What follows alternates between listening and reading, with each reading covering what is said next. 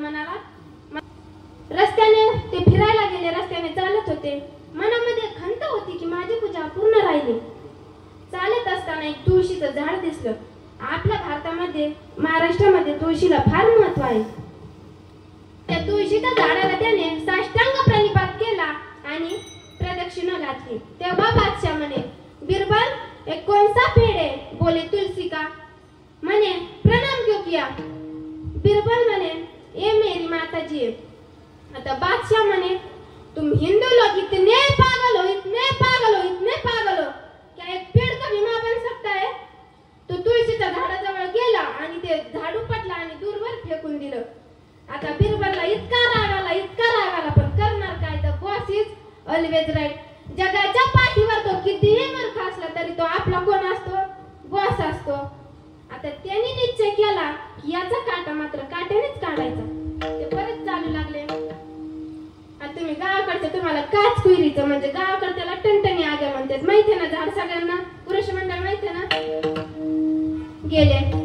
परत बिरबलने त्या आग्या, टणटणी आग्याला लांबूनच नमस्कार केला आणि घाली लोटांगण, मोकळं पटांगण, लांबूनच लोटांगण घातलं.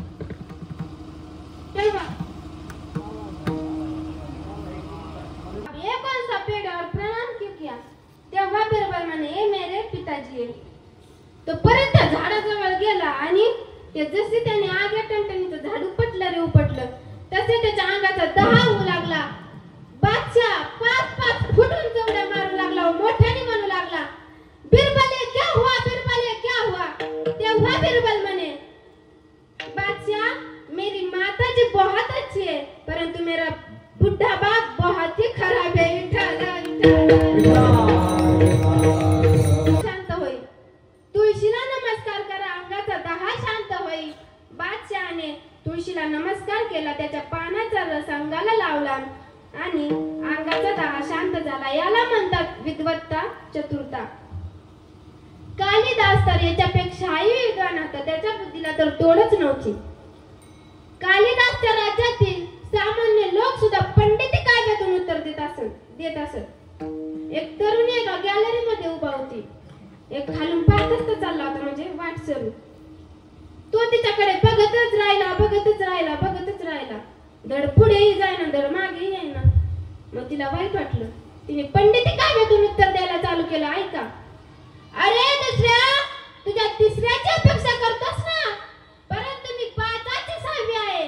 त्यामुळे जरी डोक्यावर 11 घेऊन जरी माझ्या घरी पाणी वाहिलंस तरी मी तुझी होणार नाही. कळलं का?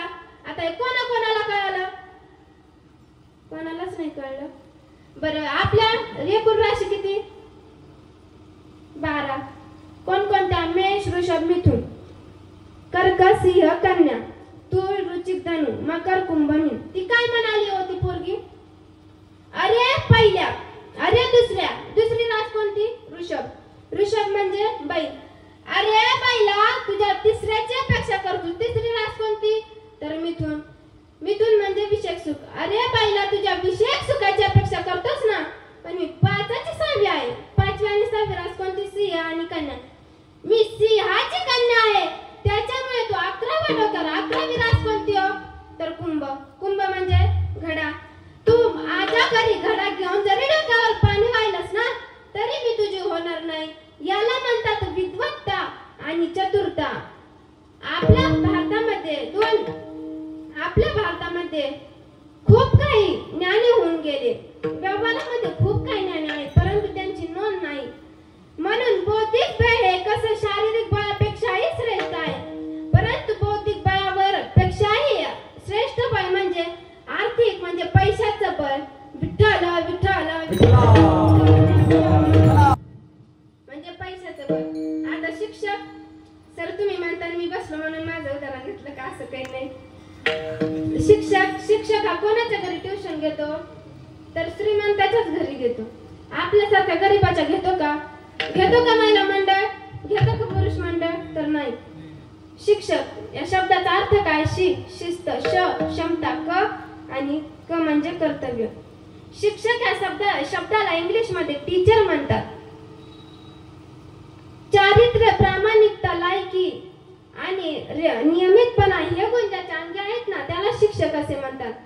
परंतु शिक्षक या शब्दाला त्या दिवशी ताळीमा लागली ज्या दिवशी द्रोणाचार्य आपला आश्रम सोडून कौरवांच्या राजवाड्यात त्यांना शिकवण्यासाठी गेले. म्हणून पैशाचं बळ श्रेष्ठ आहे. बौद्धिक बळापेक्षाही आर्थिक बळ कसं आहे तर श्रेष्ठ आहे. परंतु आर्थिक बळापेक्षाही श्रेष्ठ असं असणारं बळ म्हणजे सत्तेचं बळ. सत्य दिशांची किती सत्ता असते हो. ते जे वरून आदेश सोडणार त्यांच्याच आपल्याला वागावं लागतं. श्रीमंत लोक पैशाच्या बॅगा भरून सत्य दिशांच्या पाठीमागे धावतात. का तर माझ्या जावायला नोकरीला लावा, माझ्या जावायला ऑफिस मध्ये जाता जाता पिऊन आणि येता येता पिऊन का होईना पण काही करा आणि ड्युटीला लावा. म्हणजे याचा अर्थ काय हा याच्या नातेवाईकांना नोकरी देऊ शकत नाही का तर याच्याकडे पैसा आहे पण याच्याकडे सत्तेचं बळ आहे का तर नाही. म्हणून हा सत्य दिशांच्या पाठीमागे धावतो. म्हणून सत्याचं भय सगळ्यात श्रेष्ठ आहे. तुकोबारायांना विचारलं, सांगा तुकोबाराय तुम्ही या बळापैकी कोणत्या बळावरती बलवान झालात आणि कोणत्या बळावरती बलवान झालात. तेव्हा तुकोबाराय म्हणतात, यापैकी मी कुठल्याही बळावरती बलवान झालो नाही आणि याच्यापैकी कोणतंही बळ माझ्याकडे नव्हतं. परंतु जे माझ्याकडे होतं ना ते कोणाकडेच नव्हतं. विवेकासहित वैराग्याचे बळ,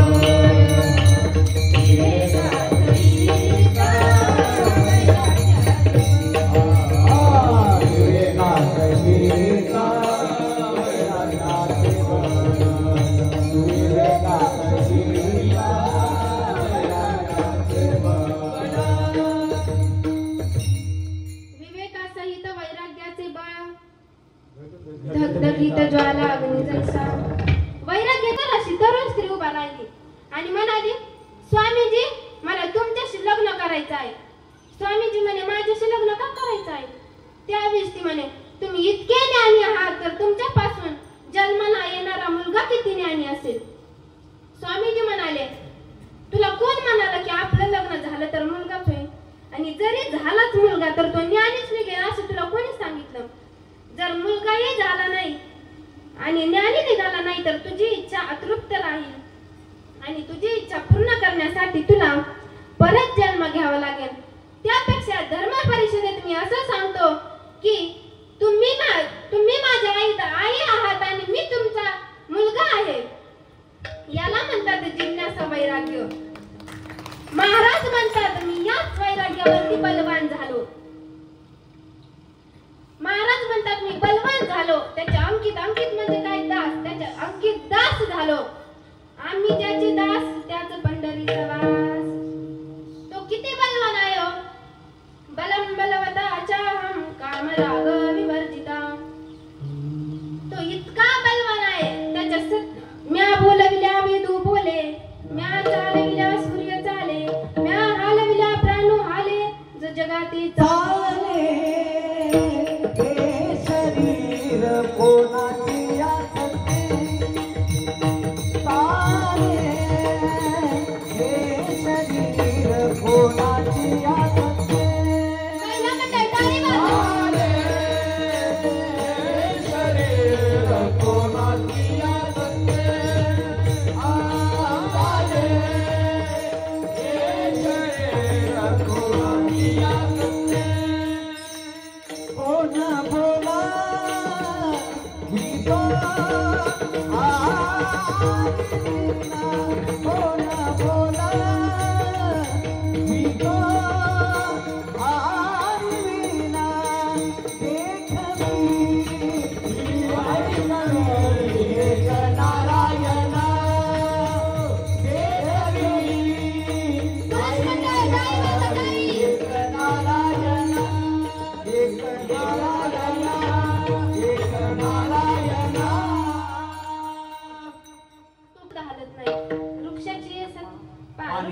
वृक्षाचे पाने हाले ज्याची सत्ता राहिले अनंत मग कोठे.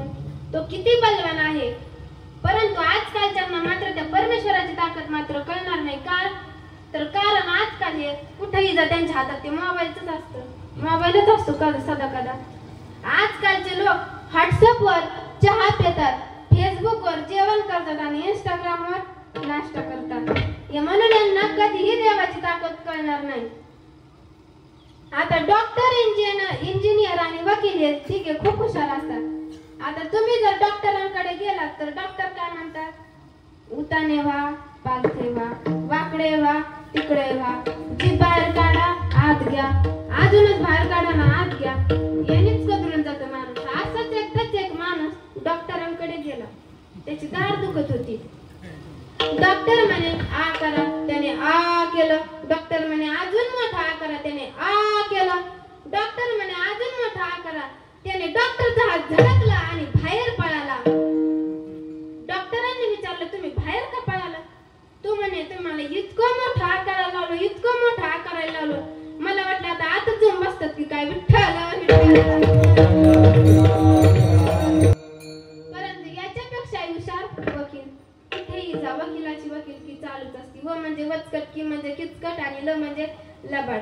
वकिली ऐकून माणूस परेशान होतो, पण वकिली काही बंद होत नाही. याच्यापेक्षा इंजिनियर हुशार. त्याच्या डोक्यात कुठेही जा एकच विचार चालू असता, किचनच्या जवळ टॉयलेट बाथरूम जास्तीत जास्त कसं आणता येईल. फिरायला गेले. कोणती गे महिला मंडळ? कोणती गे? डॉक्टर, इंजिनियर आणि वकील. उन्हाळ्याचे दिवस होते, फिरायला गेले. एका टरबूजवाडीमध्ये गेले. टरबूजवाडी म्हणजे गाव नाही, टरबूजाची बाग.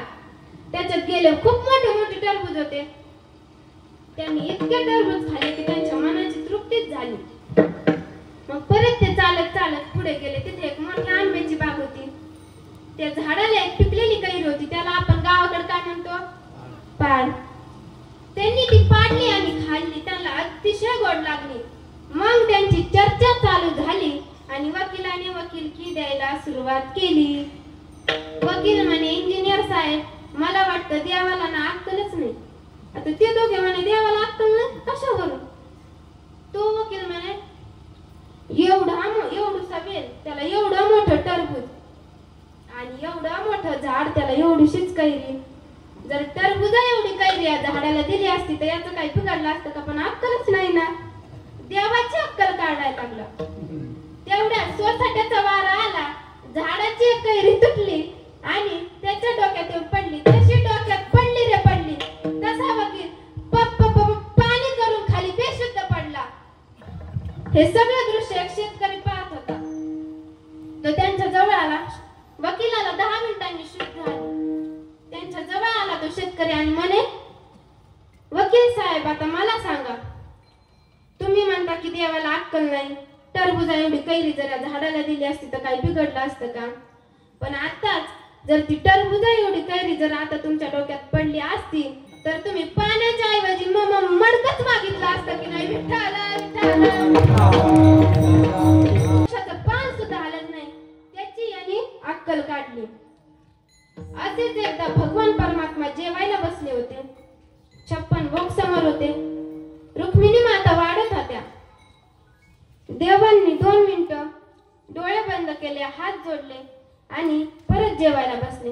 आता रुक्मिणी मातेला प्रश्न पडला की सामान्य माणसं प्रभूंचं ध्यान करतात, आता यांनी कोणाचं ध्यान केलं असावं? तेव्हा माता रुक्मिणीने हा प्रश्न देवाला केला. तेव्हा देव म्हणाले, ह्या सृष्टीतील प्रत्येक जीव जेवला की नाही, आणि जर जेवला असेल तरच मी जेवतो. विठ्ठल विठ्ठल. अचर भुचर खेचर, जलचर उभयचर आणि निशाचर, एवढी मोठी सृष्टी आणि या सृष्टीतील प्रत्येक जीव जेवला की नाही तुम्हाला कसं कळतं? तेव्हा भगवान परमात्मा म्हणाले, रुक्मिणी म्हणून तर मला देव मानतात. आता मात्र रुक्मिणी माता म्हणाले देवांची परीक्षाच घेते. त्यांनी काय केलं, एक मुंगळा घेतला, तो एका छोट्या डबीमध्ये बंद केला. ती छोटी डबी एका मोठ्या डब्यामध्ये, एका मोठ्या डब्यात अशा डबे 7 डबे घातले. वरून कपडा बांधला, गोदरेजचं कपाट उघडलं लॉकर उघडलं, त्या लॉकर मध्ये तो डब्बा ठेवला, लॉकर बंद केलं आणि कपाटही बंद करून टाकलं. दुसऱ्या दिवशी भगवान परमात्मा जेवायला बसले. दररोज प्रमाणे 56 भोग समोर होते, माता वाढत होत्या. देवांनी हात जोडले, 2 मिनिटं डोळे बंद केले आणि तोंडात घास घालणार तेवढ्यात रुक्मिणी माता म्हणाला, देवा थांबा, काल तुम्ही माझ्याशी खोटं बोललात. देव म्हणाले, खोटं? म्हणे थांबा. त्या गेल्या त्या गोदरेजच्या कपाटाकडे, ते कपाट उघडलं, लॉकर उघडलं, तो डब्बा बाहेर काढला, कपडा खोलला, डब्यातला डब्बा, डब्यातले डब्बे आणि 7व्या डब्यातली ती 8वी डब्बी बाहेर काढली. झाकण उघडलं आणि बघतात तर काय आश्चर्यचकित झाल्या, तो मुलगा साखरेचा दाणा खात होता. तेव्हा त्या म्हणाल्या, हे कसं शक्य आहे? तेव्हा देव म्हणाले, रुक्मिणी, म्हणून तर मला जगजेठी म्हणतात. कन्हैया रे, कन्हैया रे, कन्हैया रे, कन्हैया रे, जगजेठी. कन्हैया रे, कन्हैया रे, कन्हैया रे, जगजेठी. कन्हैया रे, कन्हैया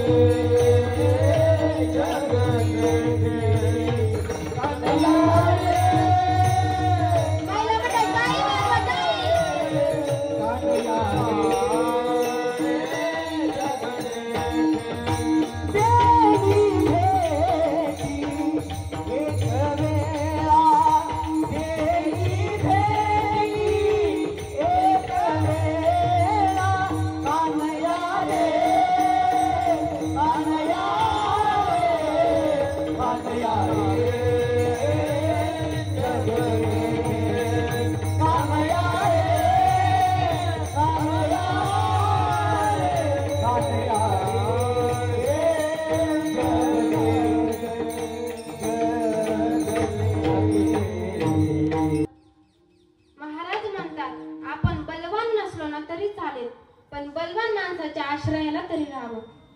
तुकाराम महाराज म्हणाले, मी बलवान नव्हतो, परंतु त्या बलवान देवाच्या आश्रयाला राहून, त्याच्या दास्तवाला राहून बलवान झालं. आणि बलवान होऊन नेमकं काय केलं? अभंगाचं लाथडीला संसार, लाथडीला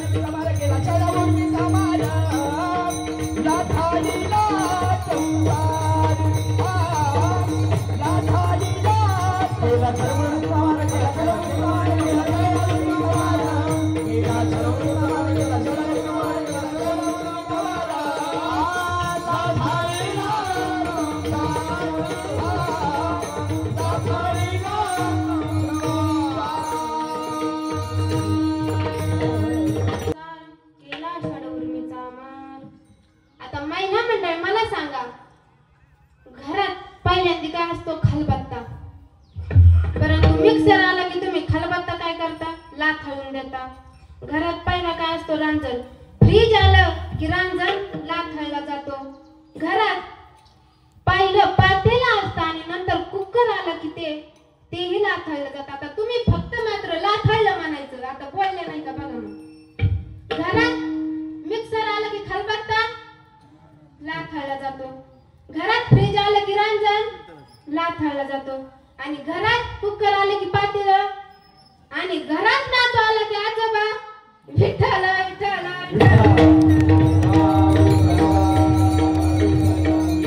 परंतु या संसाराचं आणि आपलं कधी जमलंच नाही.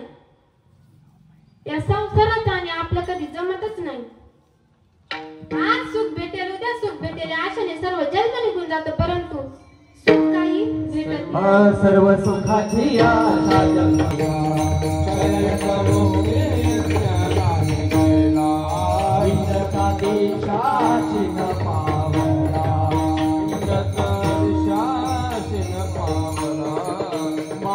वृष्टी